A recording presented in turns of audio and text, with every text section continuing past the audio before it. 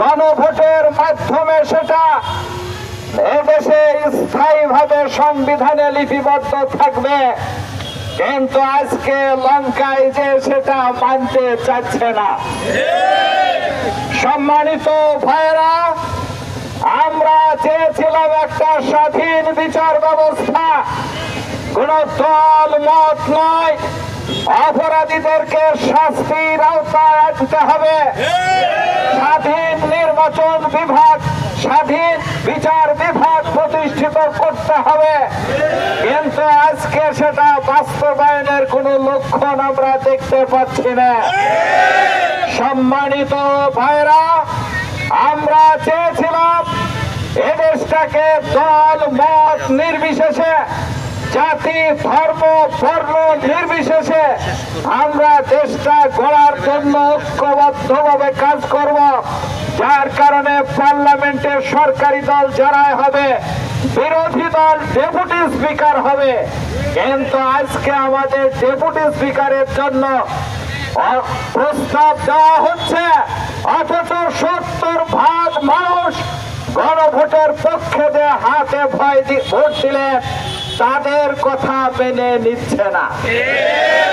সম্মানিত ভাইরা, আমরা ভাবছিলাম তারা গড়িমিশি করছে, শেষ অধিবেশনে এসে আমরা দেখলাম স্বরাষ্ট্রমন্ত্রী বললেন এগুলা মেনে নিয়েছিলাম শুধুমাত্র নির্বাচনটা দেওয়ার জন্য।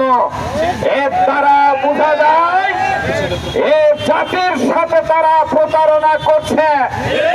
70% মানুষ যে জায়গাতে চেয়েছে গণভোটের মাধ্যমে দেশটাকে সামনে এগিয়ে নিয়ে যাওয়ার জন্য, এই 70% মানুষের মতামতকে উপেক্ষা করে 214 জন এমপির মতামতকে গ্রহণ করে 70% মানুষের মতামতকে প্রতিফলিত করে সামনে আগাতে চাচ্ছে।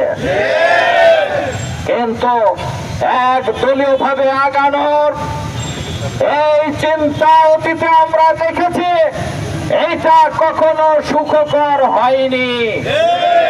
ভাই, এক্ষুনি যদি জনগণের এই রায়কে মেনে না নেন তাহলে আপনাদের জন্য এটা সুখকর হবে না।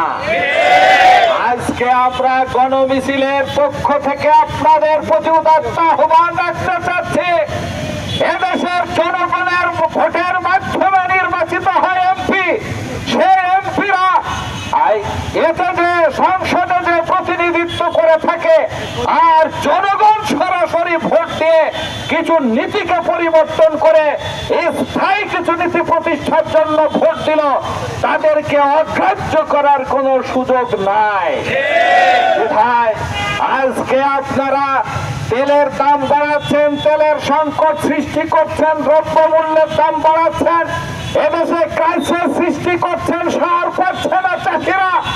এই মুহূর্তে গণবিস্ফোরণের প্রতীক্ষায় না থেকে জনগণের মতামতকে মেনে নিয়ে আগামী দিনে একটা সুন্দর বাংলাদেশ গড়ার পরিবেশ সৃষ্টি করে দেবেন।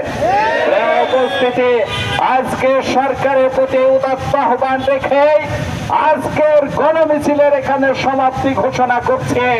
আল্লাহ হাফেজ। আসসালাম।